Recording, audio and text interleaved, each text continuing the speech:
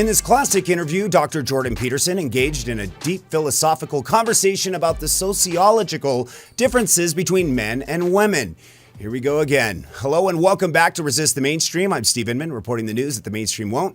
Don't forget to subscribe, like, and of course hit that notification bell for more classic videos like we're about to witness. Well, Jordan Peterson, a notable Canadian psychologist and author, has gained a reputation in recent years with his interesting takes on often controversial social topics, such as sex, gender, and of course, mental health. In this classic clip, journalist Anne McElvoy questioned Peterson over both the physical and psychological differences in social relations between men and women. But violence often pops up in your work as something you think drives things. That I think you've said in relations between men are regulated by a background threat of force, and in a sense that's why men have difficulty with women.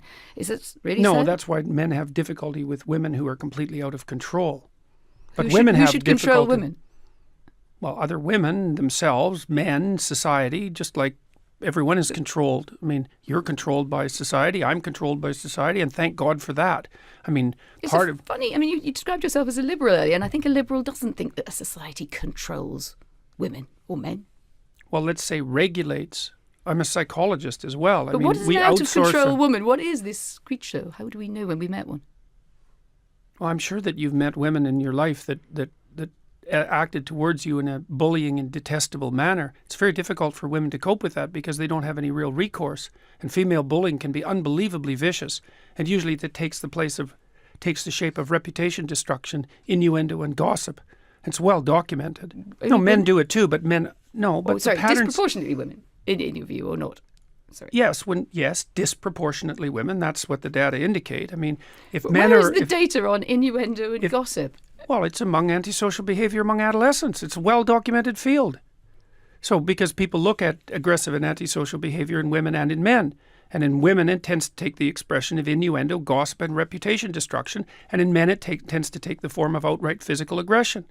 There's a whole literature on that. It's not a surprise to anyone. This has been known for 30 years. While the conversation had been rather calm leading up to this point, it soon turned to heated debate between the two when Peterson began diving into the differences in how men and women display aggression. Peterson, who studied antisocial behavior for over 15 years, claimed that the main issue lies in the nature of how men and women express anger. Peterson went on to explain that while men typically express aggression with physical violence, women are more likely to do so through psychological means such as gossip or social defamation. Peterson attempted to explain his point to the skeptical host with a unique point backed by statistical data. He claimed that while men are more likely to kill themselves, women are more likely to attempt suicide.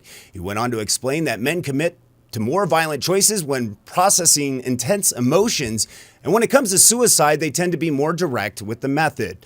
Peterson added the more women attempt suicide and survive due to data that suggests women are more likely to use a more indirect approach, such as poisoning or overdose. The rates of antisocial... I think the idea of the female gossip probably predates 30 years. Well, it does. By a long time, but that doesn't make it gospel, but really, people does have... No, it doesn't. But people have looked at how women express... Look, women have to express aggression somehow unless you're willing to say that they're not aggressive. They tend not to do it physically, not to the degree men do, so they use other channels. And what other channels are there other than physical aggression if you're going to be aggressive? Well, you go after people verbally.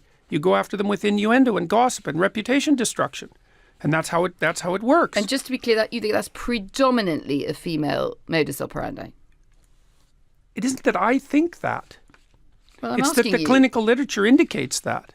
It isn't that I think it. Well, I'm not interviewing the clinical literature. I'm interviewing you. What do you think? Well, I'm a psychologist and a scientist, and I tend to base my opinions on what I've read in the broad, relevant clinical literature. I'm not making this stuff up. I studied antisocial behavior for like 15 years. I'm actually quite an expert on it. And so we know that men are more likely to... Look at it this way. All right. Women are much more likely to try to commit suicide. And men are much more likely to kill themselves. And the reason for that is that men use lethal force and women don't. Now that's a big difference. Okay, so then you say, well, women manifest aggression towards themselves and to others, but they don't use lethal force. They don't use physical force the same way men do. So they have to do it some other way. Why do they have to do something some other way? Because you can people take are your Hobbesian aggressive. War against, so you're basically a Hobbesian. Life is No, war I'm of all half and against half. all. Half and half. half Hobbes, half Rousseau. That's why I'm not an ideologue. Because I don't think that people are good or evil. I think they're both. I don't think that culture is security or tyranny. I think it's both. And I don't think that nature is benevolence or catastrophe. I think it's both. Peterson, being a well-studied psychologist, broke down these motions from a biological perspective rather than with opinion or beliefs. He often bases his positions from well-documented research and statistical data. This makes his arguments much stronger as he tends to stay away from unprovable talking points. With gender differences and mental health being top issues of the world today, it's no wonder Peterson has garnered the popularity he has with his uniquely insightful arguments.